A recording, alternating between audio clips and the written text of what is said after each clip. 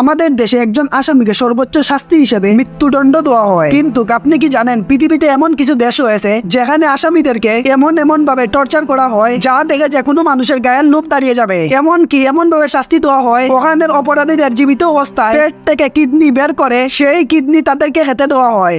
উত্তর কোরিয়াতে এমন ভাবে শাস্তি দেওয়া হয় যে ওইখানের অপরাধীদের মৃত্যুদণ্ড দেওয়ার সময় তাদের আপনজনের মৃত্যুদণ্ড দেখতে বলা হয়। আর আপনি কি জানেন ইসরায়েলের মধ্যে এমন একটি জেল রয়েছে সেখানে ফিলিস্তিনি মেয়েদেরকে নিয়ে নির্মম ভাবে দর্শন করে এমন ভাবে মেরে ফেলা হয় তা আপনি ভাবনা করতে ভয় পাবেন। দর্শক, আজ আপনাদেরকে এমন কিছু দেশের মৃত্যুদণ্ড দেওয়ার পদ্ধতি দেখাবো। সম্পূর্ণ ভিডিও দেখেন, অনেক কিছু জানতে পারবেন। চলুন শুরু করা যাক। দর্শক, সৌদি আরবের মৃত্যুদণ্ড কেমন হয় চলুন জেনে আসি। প্রতি বছর গড়ে সৌদি আরবে 1000 মানুষকে মৃত্যুদণ্ড শোনানো হয়। এই দেশে ছোটখাটো অপরাধের জন্য অপরাধীদের কঠিন শাস্তি দেওয়া হয়। যাদেরকে মৃত্যুদণ্ড দেওয়া হয় তাদের অপরাধ থাকতে হবে হত্যা করা, মাদক পাচার, কোন সন্ত্রাসীমূলক কাজ করা, সন্ত্রাসী গ্রুপের সাথে থাকা, রাষ্ট্রদ্রোহী কাজ, রাষ্ট্রের নিরাপত্তা ভঙ্গন কাজ করা। এখানে চুরি করলে অপরাধীর হাত কেটে ফেলা হয়, কিন্তু ডাকাতির সাথে বা ডাকাতি করলে তাকে মৃত্যুদণ্ড দেওয়া হয়। এখানে অপরাধীদের মৃত্যুদণ্ড দেওয়ার জন্য 3টি পদ্ধতি অবলম্বন করা হয়। ফায়ারিং ক্রস, এই পদ্ধতিতে অপরাধীকে চোখ বন্ধ করে কপালে ডাইরেক্ট বন্দুক দিয়ে শুট করে মেরে ফেলা হয়। দ্বিতীয় পদ্ধতি হলো চিরচ্ছেদ।